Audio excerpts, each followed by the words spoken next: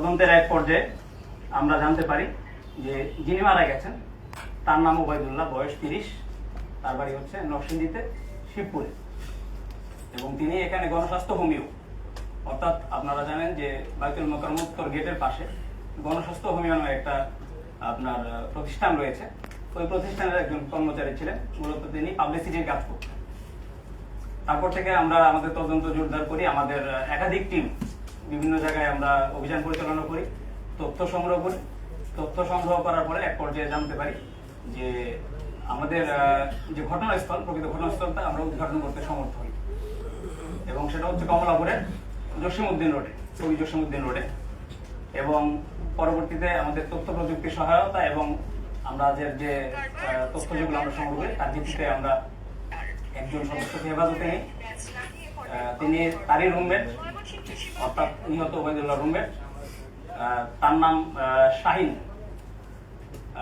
শাহিনকে আমরা হেফাজতে নেওয়ার পরে আমরা পরবর্তীতে বিভিন্ন জায়গায় অভিযান পরিচালনা করি, এবং পর্যায়ক্রমে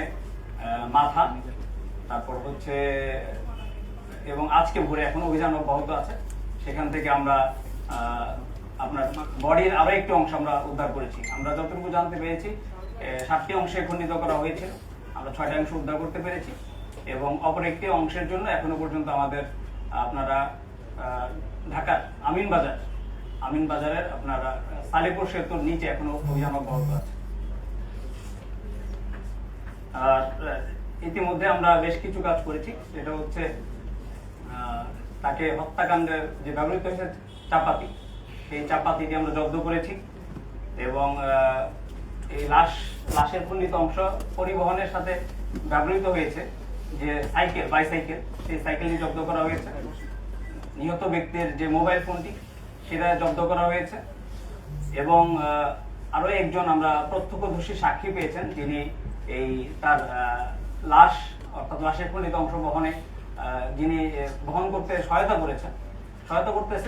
বলতে যে সিএনজি তিনি ব্যবহার করেছেন, ওই সিএনজি ড্রাইভারকে আমরা পেয়েছি, এবং তিনি এই মামলার অন্যতম একজন সাক্ষী।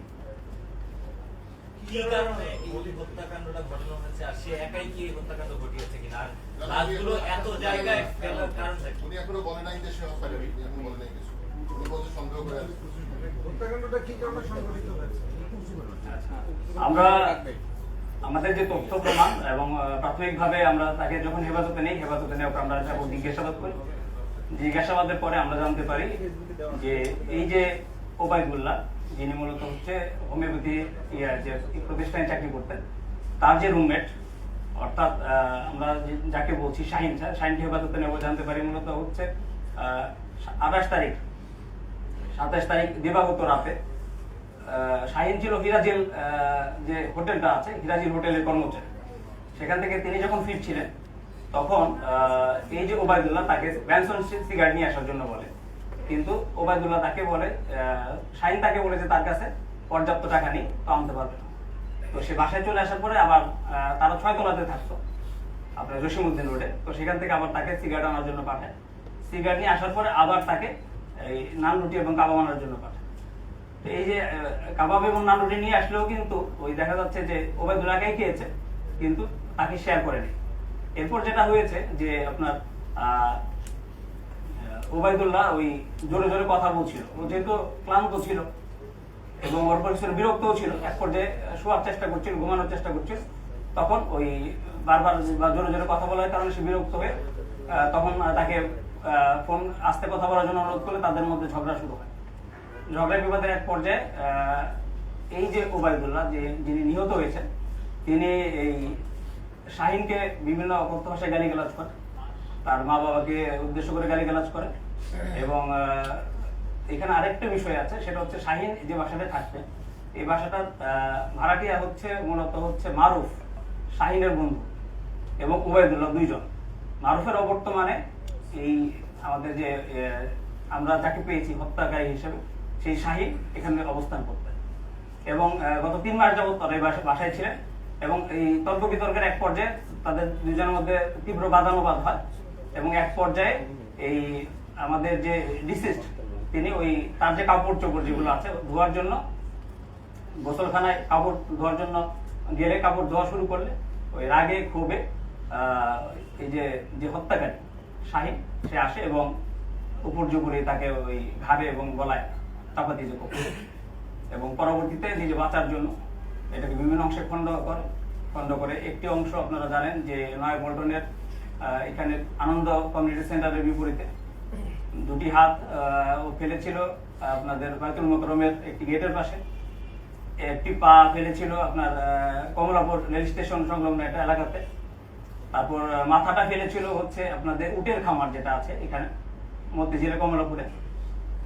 ওইখানে আপনারা জানেন যে ময়লা বোঝাই কন্টেনার থাকে, সেই কন্টেনারে ফেলেছে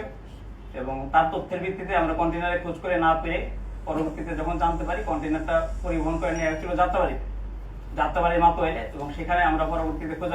খোঁজাখুঁজি করে সেখান থেকে আমরা খণ্ডিত মাথারি উদ্ধার করি এবং পরবর্তীতে আরো জিজ্ঞাসাবাদে যখন জানতে পারি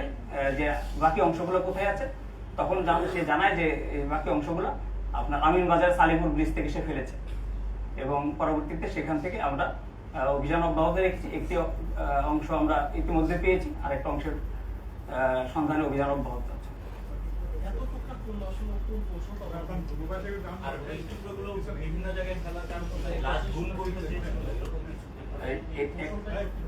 এটা হচ্ছে কৌশলটা কিভাবে জেনেছে এখনো আমি সেটা বলতে পারছি না, তবে এখানে বিষয় ছিল যে মানুষ যখন বাঁচার চেষ্টা করে তখন সে বিভিন্ন প্রক্রিয়া অবলম্বন করে। আপনারা দেখেছেন যে এই যে লাশগুলা যে পরিবহন করা হয়েছে প্রত্যেক ক্ষেত্রেই লাশগুলা ছিল হচ্ছে পলিথিন, কালো পলিথিন, এবং এগুলা সে সংগ্রহ করেছে সে যে হোটেলে চাকরি করতো হিরাজিল থেকে, সে মাঝে মাঝে এনে এগুলা সংগ্রহ করে রেখেছে তার বিভিন্ন প্রয়োজনের জন্য এবং এগুলা দিয়ে সে লাশগুলা বিভিন্ন যে পরিবহন করেছে। এখন আমরা প্রথমত সে যে হত্যাকাণ্ডে জড়িত প্রাথমিকভাবে আমরা সিসিটিভির যে ফুটেজ পাই, বিশেষ করে এই আনন্দ কমিউনিটি সেন্টার বিপরীতে যে পাটা রাখা হয় যে সময়ের যে ফুটেজটা আমরা দেখি সেখানে দেখা যায় একটা সাইকেল যুগে কেউ আকার একটা ফুটেজ রাখছে, একটা ছেলেকে দেখা যায়। পরবর্তীতে যখন আমরা তথ্য নিয়ে জানতে পারি যে তার বাড়িতে এই ছেলেটা আছে এবং সকাল থেকে এসে কিছুটা নিখোঁজ আছে, আমরা যখন অভিযান পরিচালনা করি তখন সেখানে আমরা সাইকেলটা পাই এবং খোঁজাখুঁজির এক পর্যায়ে আমরা সেখানে চাপাতিটাও পাই এবং পরবর্তীতে আমরা যখন তাকে হেফাজতে নিই তখন সে বিস্তারিত তথ্যগুলো আমাদের শেয়ার করে।